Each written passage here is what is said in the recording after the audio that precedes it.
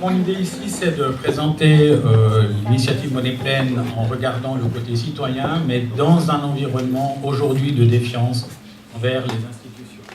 Alors il faut savoir, en 1999, la capitulation de la Suisse, on ne l'a pas encore mesurée, avec simplement le changement de la Constitution, en rajoutant un article qui annule tous les autres, quasiment, l'article 5.4.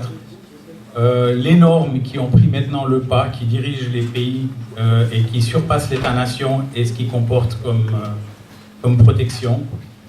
Ce fameux mot, acronyme, TINA, There is no alternative, qui fait que, comme on n'a pas le choix, on n'a qu'à faire ça. Et ceux qui se dressent contre ça, on a vu avec Konrad Hummler, pour ceux qui avaient suivi la banque qui gérait, eh bien, on a ce système en 4 phases jusqu'à ce qu'on démantèle les choses.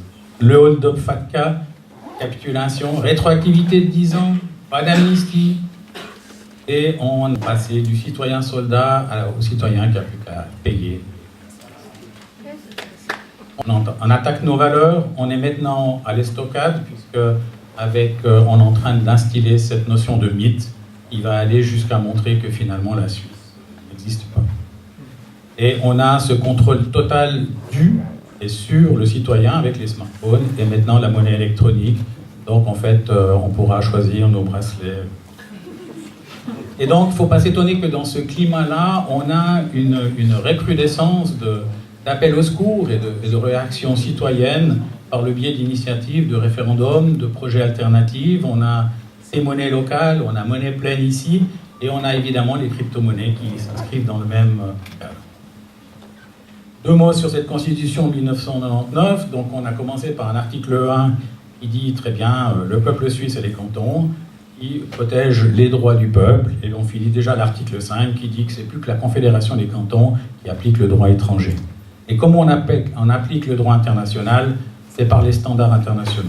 Comment on fait pour prendre le contrôle d'un pays? On édicte des normes internationales, on les met dans la Constitution, comme quoi on doit être aux normes internationales. On crée un organisme qui est chargé de les contrôler, de les faire appliquer, puis on réduit bizarrement à 4 majors l'audit, qui sont tous américains, même s'ils ont aussi les quartiers généraux et le nombre d'employés. Et donc, est-ce qu'il y a la cécité, est-ce qu'il y a l'angélisme ou la complicité du gouvernement? Mais en tout cas, nous, en tant que peuple suisse, on voit déjà, on en mesure déjà les effets. Alors, qui tire les ficelles de ce nouvel ordre mondial? On voit que les piliers sont déjà bien ancrés, avec un pilier militaire, un pilier diplomatique, un pilier financier, un pilier fiscal, un pilier commercial, et le FMI, comme on ne sait pas vraiment à quoi il sert. Le hold-up FATCA, on a réussi à prendre la place financière suisse, donc on a amené les béliers américains qui ont défoncé la muraille. On a fait passer derrière le train européen qui a pulvérisé ce qui reste. Et c'est quand même étonnant de voir, il y a 200 ans, des gens qui ne se laissaient pas intimider, qui n'avaient pas peur. Évidemment, quand on se défend, on a un peu de dégâts, donc d'avoir perdu quelques maisons et quelques personnes. Et puis on en est arrivé à cet état-là, où cette fameuse caricature où Madame Schlumpf, le gars lui dit « Mais non, Madame Schlumpf, vous ne devez pas signer sous les États-Unis, vous devez signer sous la Suisse. » On passe, faute de temps, comment la place suisse a été assiégée, mais on voit que c'est une vraie organisation militaire, c'est une guerre. Et les historiens, ils peuvent l'attester que tant que la Suisse ne se sent pas menacée, elle ne mobilise pas. Et tant que la Suisse ne mobilise pas, elle ne se défend pas. Ça a été le cas avec l'invasion française de 1798. Aujourd'hui, on est en pleine guerre, on a rajouté un petit adjectif pour diminuer le mot guerre, on a mis une guerre économique. Comme c'est nos Américains qui la font, comme c'est des amis, par exemple. Donc c'est Helvetia qui a été trahi, donc je vous invite à lire ce bouquin « L'OTAN attaque ». Donc comment on a réussi à montrer qu'une armée tournée sur la défense de citoyens, avec un simple article qui s'engage dorénavant en faveur d'un ordre international juste et pacifique. Donc après, qui c'est qui définit la notion de juste et pacifique? Ça c'est la bonne question. Et on a évidemment amené tous les pays neutres, dont les populations sont réfractaires à une entrée dans l'OTAN, à rentrer par un angélisme de partenariat pour la paix. Qui peut être contre la paix? Eh bien, on les a fait rentrer dans l'OTAN. Et donc, excite le citoyen soldat, et maintenant on a un légionnaire qui tue pour la paix. Et je passe l'alimentation, où parce qu'on n'a pas de temps, et on arrive à cette fameuse finance qui est en train de racketter la classe moyenne, qui va fragiliser les plus faibles. On est parti d'une faillite en 2008 du système.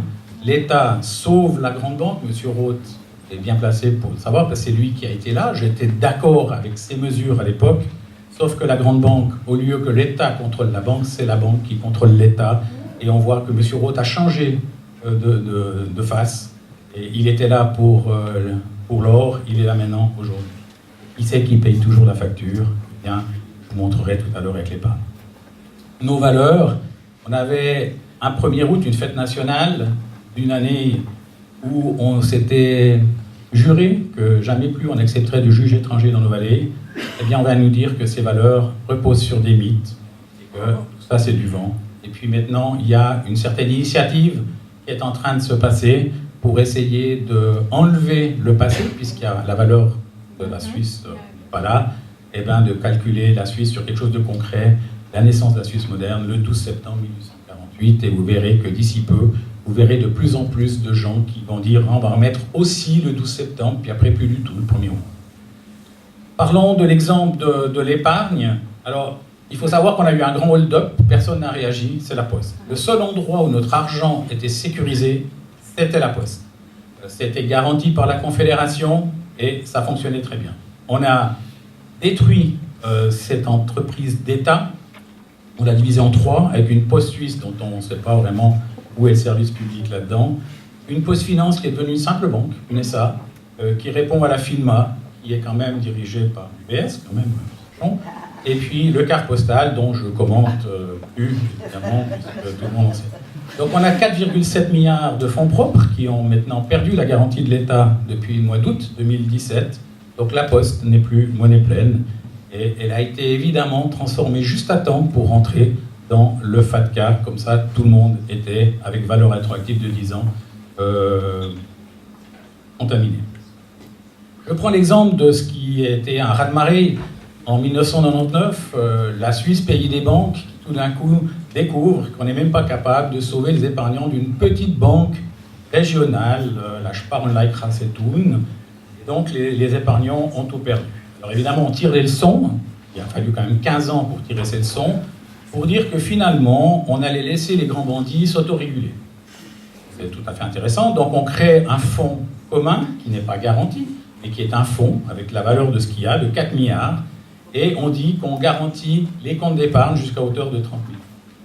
Il faut savoir que dans le problème de la chute de l'UBS, eh bien, ces 4 milliards n'auraient pas suffi à couvrir que les clients déposant avec 30 000 francs de l'UBS. Donc c'est vraiment du vent. Donc les leçons de 2008, je ne vais pas vous les expliquer parce que autrement on va me dire que je ne suis pas correct. Donc je vais vous passer un petit film qui explique cette partie-là.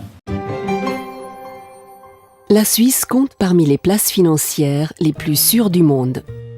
L'une des nombreuses raisons à cela est EasySuisse, la garantie des dépôts des banques et négociants en valeurs mobilières suisses. Lorsqu'une banque devient insolvable, l'autorité fédérale de surveillance des marchés financiers, FINMA, prend une mesure de protection. Elle stoppe tous les autres paiements de la banque et désigne un liquidateur de faillite. Ce dernier détermine combien d'argent la banque détient encore et combien elle doit à ses épargnants et sa clientèle de placement, ses collaborateurs, ses fournisseurs et autres tiers. Chaque personne à qui la banque doit de l'argent est désignée par le terme de créancier. En cas de liquidation d'une banque, les créanciers sont répartis en 3 catégories de créanciers appelées classes. Ces classes définissent qui doit être pris en considération en premier, en deuxième et en troisième par ordre de priorité. La première classe englobe par exemple les collaborateurs qui n'ont pas encore perçu leur salaire. La deuxième classe englobe notamment tous les dépôts bancaires privilégiés jusqu'à un montant de 100 000 francs par déposant et par banque. L'essentiel des créances est normalement attribué à la troisième classe. Dans le cas d'EasySuisse, c'est la deuxième classe qui s'applique, plus précisément les déposants. Cela explique d'ailleurs son nom, garantie des dépôts.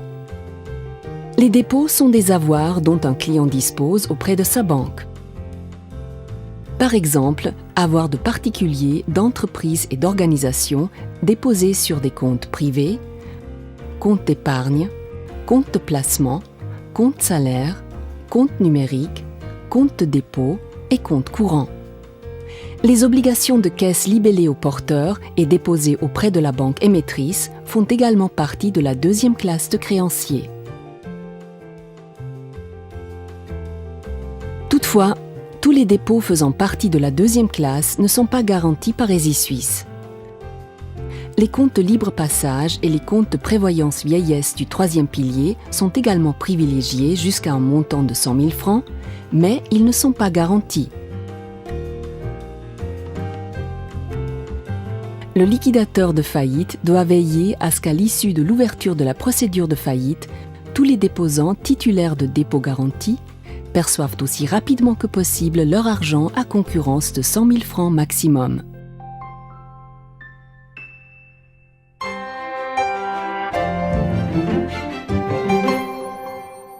De AAA+, sur lequel vous pouvez retrouver cette vidéo. Alors, je vous propose maintenant de décomposer en fait ce message lénifiant et rassurant. Donc, à l'époque, on avait une garantie de 30 000 francs, dont on voit que 4 milliards ne suffisaient pas à couvrir une seule banque. Donc, on a dit, bon ben voilà, vous, le peuple suisse, vous êtes un peu inquiet, on va vous la monter à 100 000. Donc, 3 fois, 3. On a imposé aux banques une couverture de 125%. Quand même dire aux gens qu'au moment de la pseudo-faillite de l'UBS, les réserves qui avaient été données à la BNS en contrepartie de la banque, eh bien, elles valaient 0. Donc vous pouvez mettre à 1000% du 0, ça ne fera toujours pas grand-chose. On a mis comme réserve supplémentaire de faire un remboursement immédiat de ces 30 à 100 000 francs dont on vous a dit que c'était maximum. Ça donne déjà une indication. Remboursement immédiat, ça veut dire que si vous avez 400 000 francs sur votre compte, les autres 300 000 francs vont partir pour payer, évidemment, vos voisins qui, eux, ne sont pas sûrs de récupérer non plus leur 100 000. Et puis, on a vu qu'on a monté cette garantie de 30 à 100 000, 3,3 fois, qui n'était déjà pas couvert. Et puis, ce capital qui servait à l'époque, qui n'était pas suffisant, on l'a monté que de 1,5. On l'a monté de 4 à 6 milliards. Je dis quand même pas prendre les gens... Et puis, on rajoute la prévoyance et le libre passage, dont on dit que c'est privilégié, mais enfin, on vous dit qu'il n'est pas garanti. Là, à mon avis, il ne faut pas trop qu'ils s'attendent à grand-chose. Donc on sait tous qui va payer la facture. Donc on voit toujours que les escrocs continuent à s'accaparer les richesses et qu'on mutualise complètement les pertes. Et donc, c'est le moment de réagir. Alors les solutions, le déposant aujourd'hui, il est un petit peu galère parce que soit il conserve son argent chez lui, ça aussi qu'on multiplie ces changements de billets, faire ressortir les anciens. Et puis maintenant, alors la BNS l'a annoncé à l'Assemblée Générale 2017, eh bien, on va passer à la monnaie électronique. Donc avec ça, vous pouvez décider à la seconde de bloquer le citoyen qui a mauvaise tête et il n'a plus rien à bouffer. On pouvait conserver des lingots d'or, donc on manipule dissuasivement les cours de l'or à la baisse pour essayer de montrer aux citoyens que ce n'est pas une valeur refuge. Et puis, M. Roth, qui était là pour défendre ça, et bizarrement est aujourd'hui là aussi pour défendre contre Monnaie Pleine. Et puis, il y a ce côté intéressant qui pourrait être intéressant avec Monnaie Pleine, c'est de titriser l'actif des liquidités, puisque les liquidités qui sont plus des liquidités, mais qui sont une dette de la Confédération, eh bien, elles ne pourraient pas être dans la masse en fait.